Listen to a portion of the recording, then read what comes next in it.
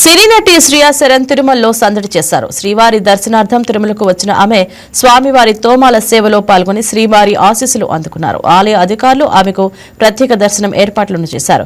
దర్శనం అనంతరం ఆలయ రంగనాయకుల మండపంలో వేద పండితుల వేదాశీర్వచనం చేయగా అధికారులు స్వామివారి తీర్థ ప్రసాదాలు అందజేశారు. ఆలయం వెలుపలకు వచ్చిన ఆమెను చూసేందుకు అభిమానులు ఉత్సాహం చూపించారు.